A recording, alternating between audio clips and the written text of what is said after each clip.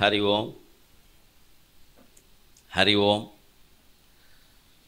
2025 సంవత్సరం జూన్ నెల 7వ తేదీ హైదరాబాద్లోని మైహోం భూజ నివాస సముదాయంలో త్రివిక్రమస్వామి ఆలయ సన్నిధిలో జరుగుతూ ఉన్న ఆధునిక జీవితం భక్తి సనాతన ధర్మం అనేటువంటి ప్రవచనానికి ఆధునిక జీవితం సనాతన ధర్మం అనేటువంటి ప్రవచనానికి మీకందరికీ హృదయపూర్వకంగా స్వాగతం పలుకుతున్నాం. మాతృదేవోభవ. చల్లని నీదు దీవెనలు సారస సారమరంద మాధురుల్ జల్లిన ఉల్లమందునను. అమ్మ చల్లని నీదు దీవెనలు సారస సారమరంద మాధురుల్ జల్లిన ఉల్లమందునను. సాహితి పొంగులు వారే సాహితి పొంగులు వారే పద్యమందల్లిన అల్లి బెల్లికలు అల్లుకొనెన్ భవదీయ పాదముల్. అమ్మా చల్లని నీదు దీవెనలు సారస సార మరంద మాధురుల్ జల్లిన ఉల్లమందునను. సాహితి పొంగులు వారే పద్యమందల్లిన అల్లి బెల్లికలు అల్లుకొనెన్ భవదీయ పాదముల్. తల్లిని మించు దైవమది దారుని లేదని నమ్మి తల్లిని మించు దైవమది దారుని లేదని నమ్మి నీయొడిన్ అల్లరి చేయుచుంటిని గదా. తల్లిని మించు దైవమది దారుని లేదని నమ్మి నీయొడిన్ అల్లరి చేయుచుంటిని గదా. క్షమించుమా ఒక్క జన్మకు.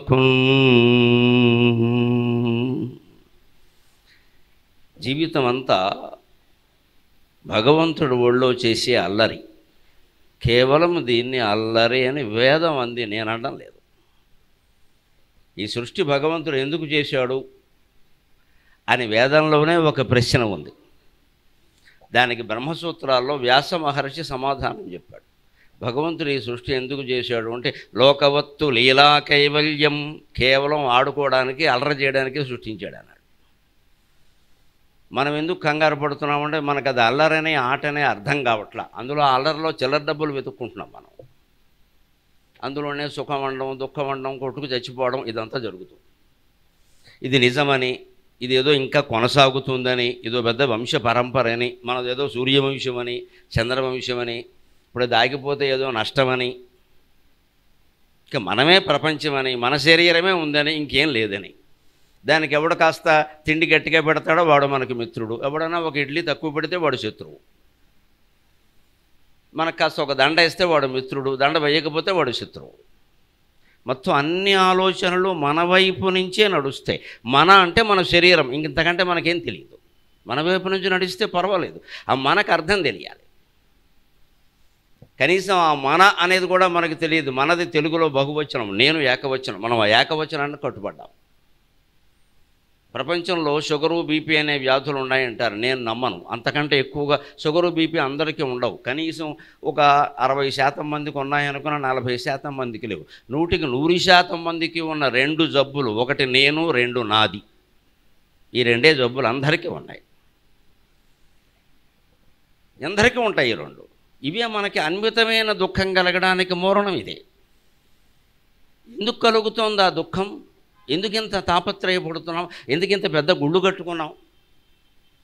స్వామిని వెంకటేశ్వర స్వామిగా కాకుండా, శ్రీ మహావిష్ణువుగా కాకుండా, రాముడుగా కాకుండా, కృష్ణుడుగా కాకుండా, ఒక కాలు ఆకాశానికి చాపేలాగా త్రివిక్రమస్వామిగా ఎందుకు నిర్మాణం చేసుకున్నాం? ఇక్కడ వామనుడు త్రివిక్రముడు అవుతాడని మనం గ్రహించాలి కదా. కేశవనారాయణ మాధవ గోవింద విష్ణు మధుసూదన త్రివిక్రమ వామన. కేశవనామాలు 24 ఎందుకు ఉంటాయి? హిందూ ధర్మంలో ప్రతిదానికి ఒక లెక్క ఉంటుంది. ఇవి గుడి నమ్మకాలు కావు. లేకపోతే 24 నామాలు రాశాక పెన్నులో ఇంక అయిపోయి మానేసినవి కాదు. 24 ఉంటాయి. 25 ఎవడు రాయలేడు, రాస్తే కుదరదు. ఎందుకంటే మహావిష్ణువుకు 4 చేతులు ఉంటాయి. శంఖచక్ర గదా పద్మాలు ఉంటాయి 4. ఈ 4 మీరు అటు ఇటు మార్చండి మీ ఇష్టం వచ్చినట్టు. పెర్ముటేషన్స్ అండ్ కాంబినేషన్స్ అంటారు లెక్కల్లో. శంఖం ఈ చేతిలో ఉంటుంది, కుడి చేతిలో. చక్రం కుడి చేతిలో ఉంటుంది, శంఖం ఎడం చేతిలో ఉంటుంది. దీన్ని ఇటు పెట్టండి, దాన్ని అటు పెట్టండి. పద్మం తీసి పైన పెట్టండి, గద తీసి కింద పెట్టండి, మళ్ళీ గద తీసి పైన పెట్టండి. ఇలా మొత్తం ఉన్న 4 ఆయుధాలని లేదా ఆభరణాలని 4 చేతుల్లోనూ రకరకాలుగా మారిస్తే ఎన్ని భంగిమలు వస్తాయి? లెక్కల ప్రకారం 4 కదా, 4 × 3 × 2 × 1, 4 × 3 12, 12 రోజులు 24, 24 ఒకట్లు 1, 24 భంగిమలు వస్తాయి. అందుకే 24 కేశవనామం. హిందూ ధర్మంలో ప్రతిదానికి ఒక లెక్క ఉంటుంది. అష్టోత్తర శతనామాలే రాస్తారు. 110 ఎవడు రాయడు, 90 రాసి ఎవడు ఊరుకోడు. ఎందుకు 108 అంటే 27 నక్షత్రాలు. ప్రతి నక్షత్రానికి 4 పాదాలు, 27 4 108. అంటే నువ్వు ఏ నక్షత్రంలో ఏ పాదంలో పుట్టినా విష్ణుమూర్తి పేరు మీదే పుట్టావు, కంగారు పడక్కర్లేదు. మనం మళ్ళీ చెయ్యి చాపి కాలు చాపి ఏడుస్తూ కూర్చోక్కర్లేదు. ఎక్కడ నా జాతకం చెప్పండి అని. నువ్వు ఎక్కడ పుట్టినా ఏ నక్షత్రంలో పుట్టినా విష్ణుమూర్తివే. సందేహం నీకు ఎందుకు? అజ్ఞానంలో ఉన్న నువ్వు విష్ణుమూర్తి అనే విషయం మర్చిపోయావు. మనం ఏదో విష్ణు ప్రసాద్, విష్ణురెడ్డి, విష్ణు చౌదరి పేర్లు పెట్టుకుని ఇవే చూసుకుంటున్నాం మనం. ఇక్కడ అసలు విష్ణుమూర్తిని వదిలేసాం, మనకున్న పేరు పట్టుకున్నాం. ఆ నేను నాది వదిలిపోవడానికే, అది బలిచక్రవర్తికి వదిలించడానికే మహానుభావుడైన శ్రీ మహావిష్ణువు త్రివిక్రమావతారం ధరించాడు. ఎంత జీవితంలో నువ్వు వామనుడిగా ఉండదలుచుకున్నా ఓసారి త్రివిక్రముడు అవుతావు. ఓవర్ నైట్ పబ్లిసిటీ పెరిగిపోయి బ్రహ్మాండంగా వెలిగిపోయిన వాళ్ళని చాలామందిని చూస్తున్నాం యూట్యూబ్లో వచ్చాక. ఆ యూట్యూబ్ కారణంగానే, ఆ పబ్లిసిటీ కారణంగానే వంకర పనులు చేస్తే జైల్లోకి వెళ్ళడం వల్ల చూస్తాం. ఇదే త్రివిక్రముడు అవడం, వామనుడు అవడం అంటే. నువ్వే లక్ష్మీపతి అవుతావు, నువ్వే గోవిందుడు అవుతావు, నువ్వే లక్ష్మీదేవికి భర్తంత ఐశ్వర్యవంతుడు అవుతావు. మన్నాడు మొత్తం అంతా శరీరంలో పడితే గోవులు కాసుకుంటావు. అప్పుడు ఆనందంగానే ఉండాలి, ఇప్పుడు ఆనందంగానే ఉండాలి. ఆ ఆనందంగా ఉండే స్థితి వామనుడి నుంచి త్రివిక్రముడు అవడం, తిరిగి త్రివిక్రముడి నుంచి వామనుడు కావడానికి సిద్ధంగా ఉండడం. వామనుడు త్రివిక్రము అవడం ప్రవృత్తి మార్గం, త్రివిక్రముడు వామనుడు కావడం నివృత్తి మార్గం. ఎదిగిన వాళ్ళం మళ్ళీ ఒదిగిపోవడానికి, తగ్గిపోవడానికి, మన ఇంట్లో మనం ముడుచుకుని కూర్చోవడానికి, మన మనస్సులోకి మనం వెళ్ళడానికి, ఆ మనస్సును రద్దు చేసుకుని ఆత్మనిష్టతో నేను నేను అనే స్ఫురణ ఎక్కడి నుంచి వస్తుందో అక్కడే ఉండిపోవడానికి సిద్ధంగా ఉండాలి. అది జీవితం అంటే. మనం ఇంకా ఎదగాలి, ఇంకా ఎదగాలి, ఇంకా ఎదగాలి. నేను వస్తూ మైభూజ అన్న చోట కింద ట్యాగ్లను చూశాను, ఏ లైఫ్ అబౌవ్ నమశివాయ. తగిన పేరు రా అనుకున్నాను నేను. చెప్పవలసిన మాటలు ఎక్కడే చెప్పాలి, వేయవలసిన చురకలు ఎక్కడే వేయాలి రా అనుకున్నాను నేను. ఏ లైఫ్ అబౌవ్ అంటే అర్థం ఏంటండి? కట్టిన వాళ్ళని ఉంటున్న వాళ్ళని నాకు వివరించమనండి. ఎంత ఎత్తుకి దిగితే సరిపోతుంది? ఆ హెడ్డింగ్ మీరు మార్చలేరు, కానీ మీ మనస్సుల్లో మార్చుకోండి. ఏ లైఫ్ అబవ్ అండ్ బిలో అని కూడా మార్చండి, సరిపోతుంది. ఏ లైఫ్ అబవ్ అండ్ బిలో. నువ్వు అబవ్ ఆశిస్తున్నావు కాబట్టే రోగాలు వస్తున్నాయి, కాబట్టే బీపీ, కాబట్టే షుగర్, కాబట్టే క్యాన్సర్. అబవ్ ఎందుకు ఆశిస్తున్నావు నువ్వు? ఇంకా ఎదిగి, ఇంకా ఎదిగి, ఇంకా ఎదిగి. ఈ అపార్ట్మెంట్ల కేసు మేము కళ్ళెత్తి చూడలేమమ్మా, ఎందుకంటే 5 కోట్లు మా దగ్గర లేవు. చాలా కష్టం కదా. అందుకని ఓసారి వచ్చి చూసేడితేనన్నా పుణ్యం అని వచ్చాం.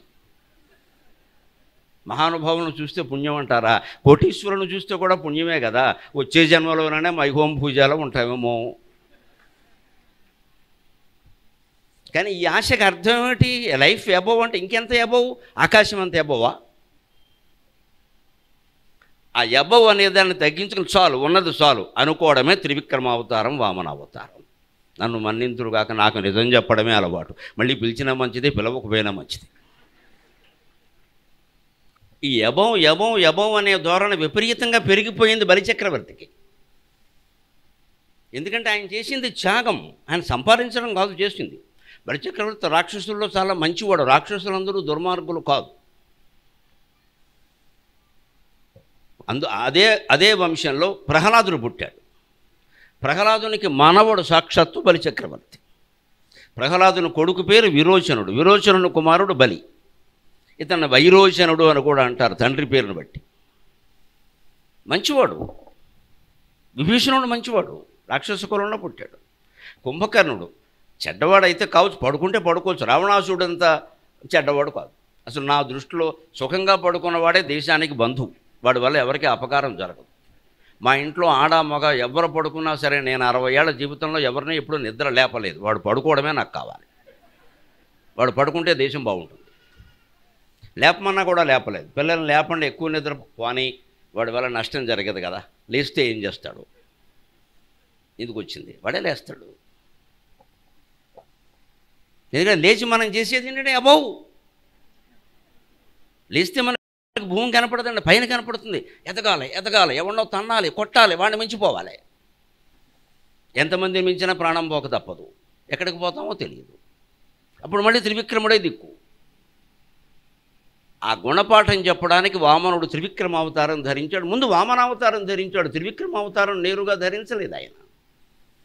ముందు వామనావతారం ఎందుకు అయ్యాడు? నీకంటే చాలా చిన్నవాడిని కదయ్యా, మరుగుజ్జువాడిని కదయ్యా, భూమికి జానం లేడు కదయ్యా, నా కోరిక తీర్చవయ్యా, చాలు, నువ్వు పెద్ద ఏదో దాత పెంపు సొంపు తలపవలదే అని పెద్ద పెద్ద పద్యాలు పాడావు.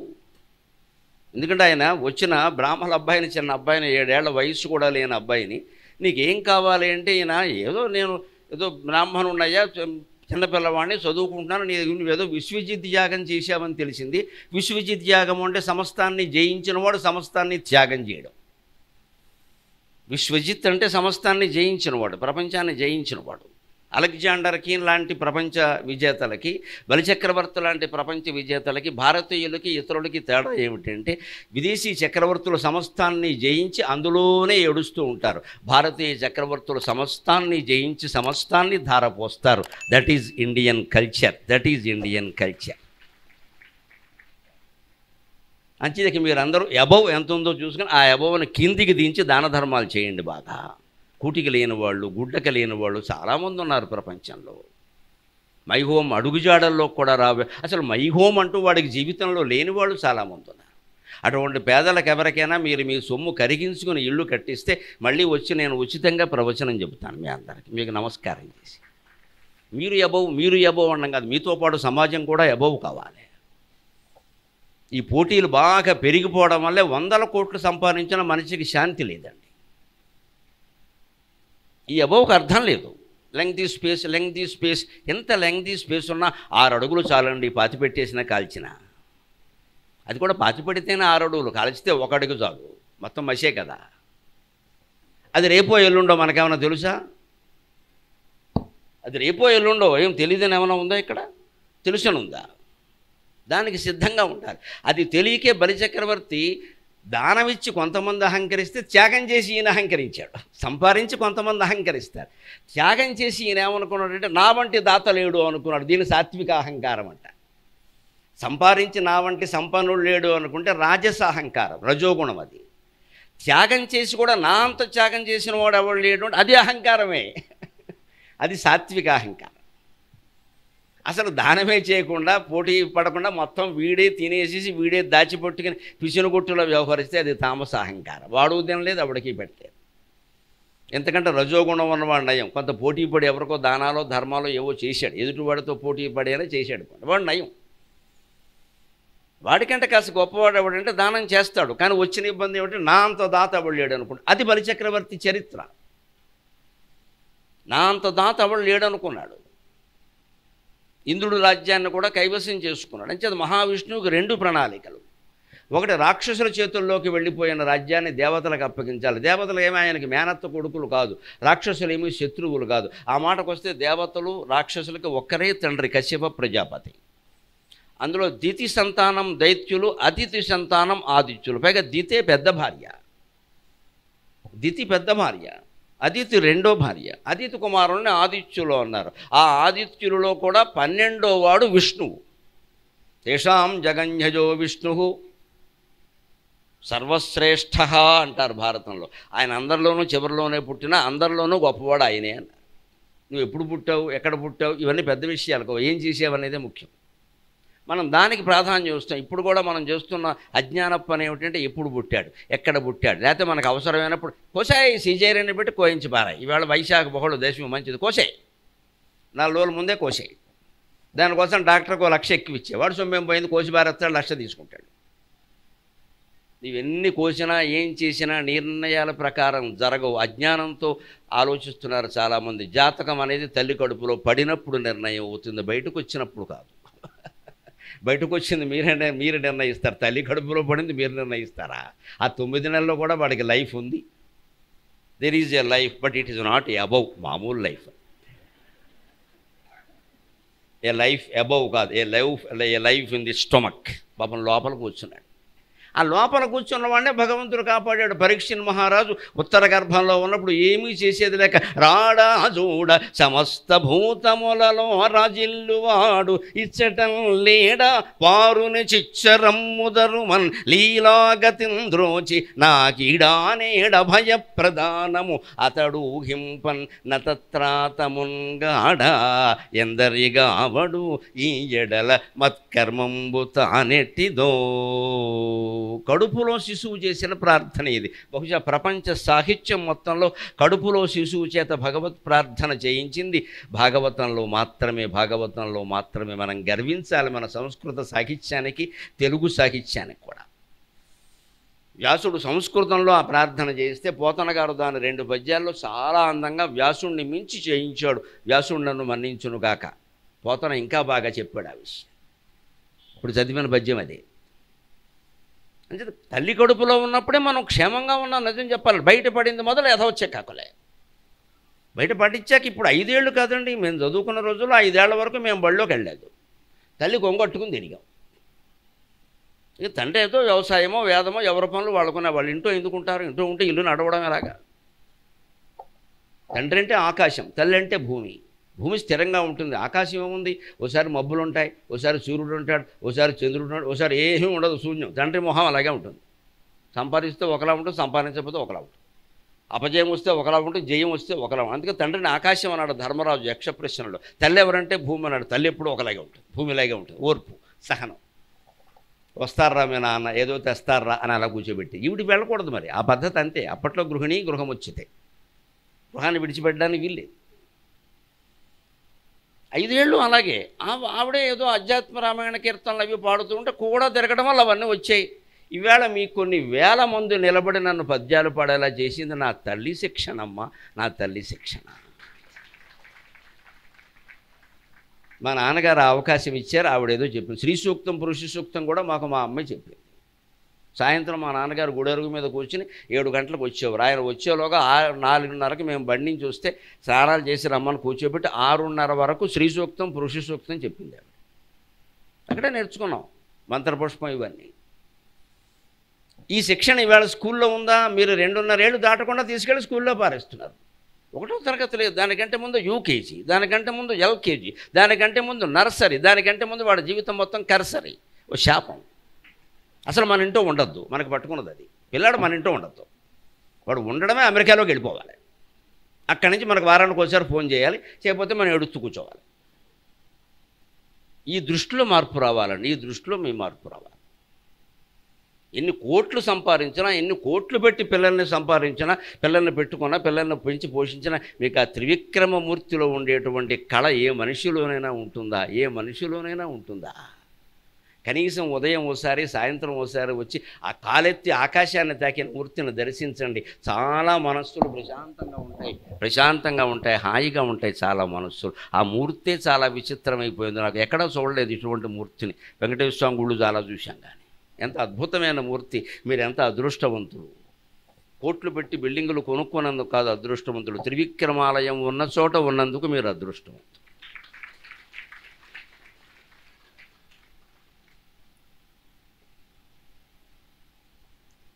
నా అంత త్యాగమూర్తి లేడు అని బలిచక్రవర్తి అహంకరిస్తే ఏమాత్రం దానం ఇస్తావో ఇవ్వయ్యా అని అడగడానికి వచ్చాడు. అడగమంటే ఈయన అడిగాడు, 3 అడుగులు నేలయ్య నాకు చాలు అన్నాడు. ఈయన ఎందుకు అడిగాడో ఆయనకి అర్థం కాల. విష్ణువ మజాక, శివుడైతే బోళాశంకరుడు. విష్ణువమ్మ most diplomatic god in Hindu society. అంత లౌక్యం ఎవరికి ఉండదు, ఆయన ఎవరికి వరాలు ఇవ్వడు, అలాగని శాపం ఇవ్వడు. అసలు ఇచ్చింది వరమో శాపమో ఆయనకే తెలియదు, వీళ్ళకేం తెలుస్తుంది. శివుడైతే అలా కాదు పాపం, ఏదో అంటాడు, కమిటీ పోతాడు, ఇరుక్కుపోతాడు. అమాయక చక్రవర్తి ఎవరంటే శివుడు, తెలివైన దేవుడు ఎవరంటే విష్ణు. అంత అమాయకుడు కాబట్టి ఆయనకు మొత్తం కంపెనీ మూసేసే పని అప్పగించారు. ప్రళయం మూసేయి, నువ్వు ఇప్పుడు రాకని చెప్పాడు. ఆయన రాడు, చివరిలో వస్తాడు.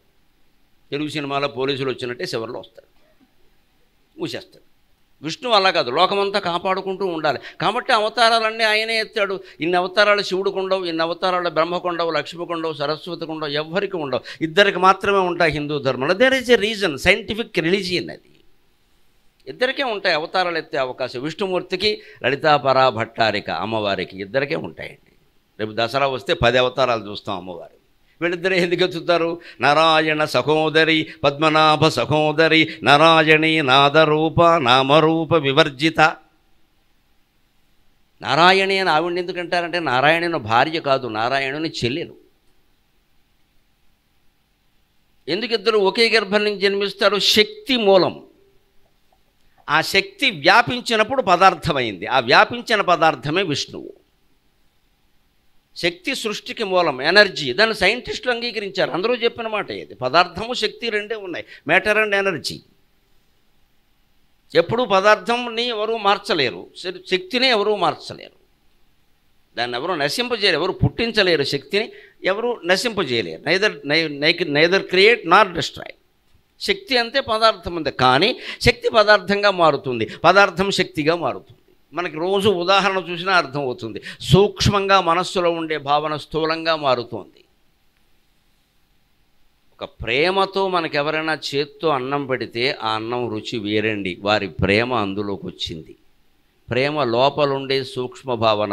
చేతుల్లోకి పట్టిన చెమట ఉందే, ఆ చెమట అన్నానికి తగలాలి. మనకి స్టీలు గరిట్లు వచ్చాకే పిల్లలు పెరగడం సరిగ్గా లేదు. ఇదివరకు చేతులతో పెట్టేవారు అన్నం. పైగా ఆ వేడన్నం తీసి చేతులతో పెట్టేవాడు. వాళ్ళకంత పౌరుషం ఉండేది. అసలు స్త్రీలను మించిన పౌరుషం పురుషులకి లేదండి, స్త్రీలకే ఎక్కువ. వాళ్ళ వంట కానీ, వాళ్ళు వడ్డించడం కానీ, అవన్నీ సాహసాలే. ఉడికేటి అన్నముల తొణికి చూసేరు, మారేటి మంటల కుమాలు మసలేరు, కాలేటి కొరవుల కాళ్ళదన్నేరు, ఆడువారంటేను మాటల మా ఆడువారంటేను మాటల అని జానపదులు పాట పాడేవారు. ఉడికే అన్నాన్ని వేళ్ళెట్టు చూసేవారండి, చెంచా పెట్టి చూడ్డాలు లేవు ఇక్కడ. మళ్ళీ దాన్ని ఆర్టిఫిషియల్ ఇంటెలిజెన్స్కి అప్పగించి ఉడికిందా లేదా, ఎస్ ఉడికింది, ఈ దరిద్రం లేదు ఇక్కడ. ఈ మాత్రాన కృత్రిమ మేధ కావాలా? ఆ మాత్రం వేలట్లేవు. అన్ని ఇళ్లల్లో అన్ని కాపురాల్లో వేలెడతావు ఫోన్లు చేసి, అన్నంలో వేలట్లేవు.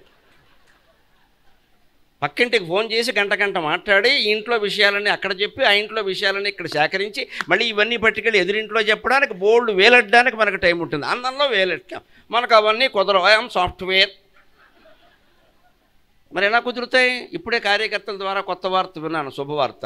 ఈ మధ్య కొత్తగా కొనే అపార్ట్మెంట్లో కిచెన్ వద్దని చెబుతున్నారు. నమశివాయ. బ్రహ్మాండమైన వార్త చెప్పారు నాకు నానీరాజు గారు. కిచెన్ వద్దని చెప్పాడు ఆయన. బోల్డ్ మెటీరియల్ దొరికింది నా ప్రవచనాలకి. అసలు కిచెన్ వద్దు అనే దాని మీద 2 గంటలు మాట్లాడవచ్చు. ఎందుకని అన్నీ తెప్పించుకోవడమేగా, కిచెన్ ఎందుకు పని లేక. మళ్ళీ ఇక్కడ అత్తగారు ఉండాలా, కోళ్ళు ఉండాలా, ఇది సుప్రీంకోర్టు తేల్చాలి ఈ విషయాన్ని. ముందు ఆ జడ్జి గారి ఇంట్లో ఎవరు వండుతున్నారు అది సమస్య. ఆయన మాత్రం ఏం చెబుతాడు? ఎందుకు వస్తున్నాయండి? అందరం పని నుంచి తప్పించుకుని కూర్చుని విష్ణు సహస్రం పారాయణ. మేము 3 సార్లు చేసాం, 30 సార్లు చేసాం. నువ్వు 1,00,000 సార్లు చేసినా నీకు ఏమీ అర్థం కాలేదమ్మా, నేను గ్యారంటీ ఇస్తున్నా. ఏమీ అర్థం కాదు. ఎందుకంటే నువ్వు దాన్ని ఆచరించలేదు, ఒక్క ముక్క ఆచరించలేదు. వర్ధనో వర్ధమానః అని చెబుతాను. నువ్వు పెరగాలంటే పని చేయాలి కష్టపడి. వర్ధనో వర్ధమానః అది విష్ణు సహస్రంలో ఉన్నదే కదా. పనులన్నీ మానేసి పారాయణ చేయడం ఏంటండి అర్థం లేకుండా. అత్తగారికి సేవ చేయమంటే ఎవరికి ఒళ్ళో కదండి, పారాయణ పుస్తకం పట్టుకుని కూర్చుంటారు ఇక్కడ. దీనికి మళ్ళీ సమాజాలు, భక్తులు, స్వామీజీలు నమశివాయ. త్రివిక్రముడు ఒక్కాలు కాదు 2వ కాలు కూడా పైకెత్తి పారిపోతాడు ఆయన. నాకు వద్దురా బాబీ గోల. ఎవడు కష్టపడ్డు, ఎవడు పని చేయడు, పక్కవాడ గురించి ఆలోచించడు.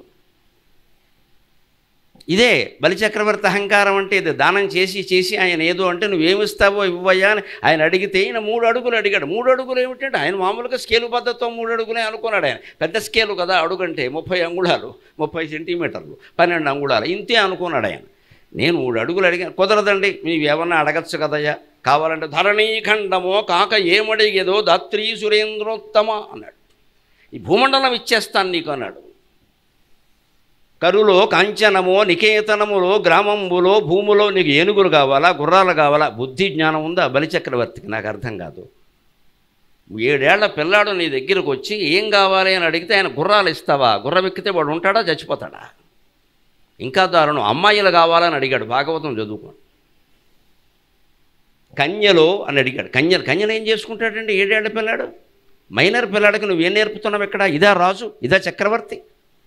రాజు దృష్టి ఉండాల్సింది ఇదా? గురుకులంలో చదువుకునే పిల్లాడికి అమ్మాయిలు ఎందుకంటే వాడు చెడిపోవాలా? ఇదే అహంకారం. ఆయనకి అలా వచ్చేసింది అక్కడంతే. కరులో కాంచనమో నికేతనములో గ్రామంబులో భూములో హరులో రత్నములో విశిష్టార్థంబులో కన్యలో. ఏంటిది? అర్థం లేనమాట. వామను నవ్వుకున్నాడు. వీడికి ఏం పరిపాలన చేస్తున్నాడు? పిల్లలకి ఏం కావాలో కూడా వీడికి తెలియదురా. ఓ పలక బలపం ఇస్తే పోతాను కదా, నాకు ఎందుకు ఇచ్చిన గొడవ ఇది? అమ్మాయిలు కావాలా, గుర్రాలు కావాలా, ఏనుగులు కావాలా? ఏనుగు తొండం బట్టి విసిరితే ఈ కుర్రాడు ఉంటాడా? ఏనుగులు వాడేం చేసుకుంటాడండి? ఎవరికైనా దానం ఇచ్చినప్పుడు పాత్రత చూడమంటే ఈ వస్తువు వారికి అవసరమో కాదో చూడాలి. అవసరం లేని వాడికి దానం ఇస్తే వాడు అర్ధండాకి అమ్మేస్తాడు దాన్ని. ఇవాళ ప్రభుత్వం వారు చాలా ఉచితంగా 40 రూపాయలు ఖరీదు చేసే బియ్యాన్ని 18 రూపాయలకి వాళ్ళకి ఇచ్చి ఉచితంగా ఇస్తున్నారు. వాళ్ళు అమ్మేస్తున్నారు, దాన్ని 18 రూపాయలకి అమ్మేస్తున్నారు. మళ్ళీ అవే పాలిష్ చేసి మనకి పట్టుకొస్తున్నారు. ప్రచండమైన మాయ జరుగుతుంది. నమశివ. రేషన్ బియ్యమే పాలిష్ చేసి మనకి పట్టుకొస్తున్నారు. మధ్యలో ఎవరు బాగుపడుతున్నారు? దళారీలు, బ్రోకర్లు, రైస్ మిల్లర్లు బాగుపడుతున్నారు. ప్రభుత్వానికి శూన్యం, ప్రజలకి శూన్యం. ఇదే మాయ. ఈ మాయ నుంచి బయటపడాలంటే లోపలికి వెళ్ళాలమ్మా, బయటకు వచ్చి ఉపయోగం లేదు. ఎబవ్ కాదు, బిలో అండర్ ఇంకా తవ్వుకుంటూ లోపలికి తవ్వుకోవాలి. మన మనస్సులోకి మనం వెళ్ళగలగాలి. ఆ మనస్సు లోపల ఉండే అంతరాత్మ దగ్గరికి వెళ్ళగలగాలి. అంతరాత్మ వెనకాల ఉండే అగ్ని దగ్గరికి వెళ్ళగలగాలి. ఆ అగ్నిని చూడగలగాలి. అప్పుడు అది ఆత్మ అని అర్థం. అంత లోపలికి వెళ్ళగలగాలంటే మనం ప్రశాంతంగా ఉన్నది, ఇంట్లో ఉన్నది చాలండి. 3 అడుగులు నేల చాలు. అందుకని 3 అడుగులు అడిగాడు ఆయన. ఈయన అది కాకుండా అజ్ఞానంతో వేరుగా అర్థం చేసుకుని దాత పెంపు సొంపు తలపవలదే నాలాంటి చక్రవర్తిని 3 అడుగులు అడుగుతావా, నాకు అది అవమానం కదా అంటే, నాకెందుకండి అవన్నీ, గొడుగో జనిదమో కమండలువో నాకు ముంజియో దండమో వడుగేనెక్కడ భూములెక్కడ కరుల్ వామాక్షుల శంభులెక్కడ నిత్యోచిత కర్మమెక్కడ మదాకాంక్షామితం వైన 3 అడుగులు మేలయ త్రోవకిచ్చుటది బ్రహ్మాండంబు నా పాలికిన్ అన్నాడు. నేను బ్రాహ్మణ అబ్బాయినయ్యా, చదువుకుంటున్నాను. ఓ మహారాజా, నీకు గురుకులంలో చదువుకునే విద్యార్థికి ఏం కావాలో కూడా తెలియదా? నాకు గొడుగు ఇస్తావా, యజ్ఞోపవేతం ఇస్తావా, శ్రావణ పూర్ణిమ వస్తే మార్చుకోవాలి కదా, అది కొనాలన్నా రూపాయో 2 రూపాయలు ఉండాలని నా దగ్గర డబ్బులు ఉండాలి కదా, అది ఇస్తే పర్వాలేదు. ఇదన్నీ ఎందుకయ్యా అడుగుతున్నావు? నాకు ఒక కమండలం ఇస్తే పర్వాలేదు, ముంజతాడు ఇస్తే పర్వాలేదు, మొలతో ఇక్కడ కట్టుకుంటాను నేను, యోగదండం లాంటిది ఇస్తే పర్వాలేదు, బ్రహ్మచారికి అది అవసరం, ఇవి నాకు కావాలి. కానీ వడుగైనెక్కడ బ్రహ్మచారి నేను నన్ను పట్టుకుని గుర్రాలు అంటావు, గాడిదలు అంటావు, ఏనుగులు అంటావు, అమ్మాయిలు అంటావు, ఇవన్నీ నాకెందుకయ్యా? ఇవన్నీ గొడవద్దు, నేను అడిగిన 3 అడుగులు నాకిమ్మన్నాడు. ఆ 3 అడుగులు ఇచ్చేసరికి పరిస్థితి మారిపోయింది.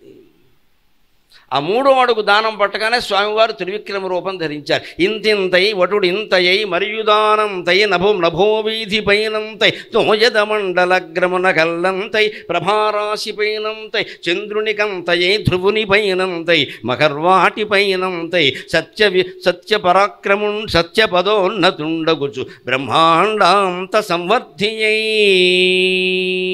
నారాయణాయ విద్మహే వాసుదేవాయ ధీమహి తన్నో విష్ణు ప్రచోదయాతు. అలా అవతరించిన మూర్తి త్రివిక్రమస్వామి. ఈ సంగతి ఏమిటో నువ్వు ఎంత ఇవ్వగలవో నేను చూస్తానయ్యా. 3 అడుగులు ఇవ్వగానే 1 అడుగుతో భూమండలం అంతా ఆక్రమించాడు.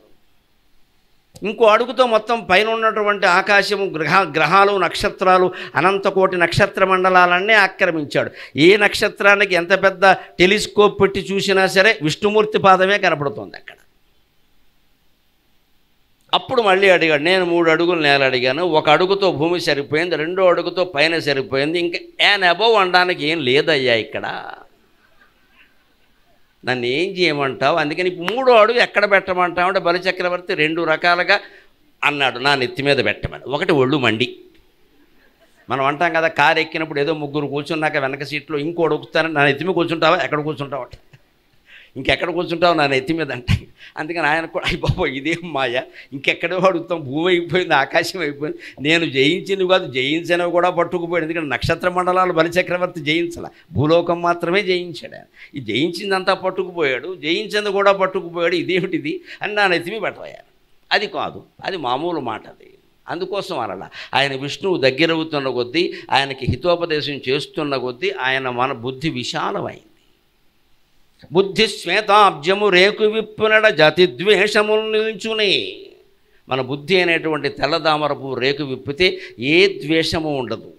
కులద్వేషం, మతద్వేషం, ప్రాంతద్వేషం, స్త్రీ పురుష ద్వేషం, అన్ని ద్వేషాలు పోయి త్రివిక్రముల్లాగా నిశ్చింతగా ఉంటాం, యోగనిద్రలో ఉన్న మహావిష్ణువులా ఉంటాం. ఆ బుద్ధి విశాలం చేసుకోవాలి. అబవ్ అంటే అర్థం అది. నీ బుద్ధి అబవ్ ఆలోచించాలి. నీ అపార్ట్మెంట్ అబవ్ కాదు, నీ జీవితం అబవ్ కాదు, నీ భౌతిక జీవితం అబవ్ కాదు, నీ బుద్ధి అబవ్ ఆల్. కులానికి అతీతంగా, మతానికి అతీతంగా, ప్రాంతానికి అతీతంగా, స్త్రీ పురుష భేదానికి అతీతంగా నువ్వు ఆలోచిస్తుంటే అప్పుడు my home pooja and above life సార్థకమైనట్టే లెక్క. అది మార్చాల్సిన అవసరం లేదు, దాని అర్థం తెలుసుకుంటే చాలు. నాకు బోధపడిన అర్థం వేరు, మీకు ఏది బోధపడిందో నాకు తెలియదు.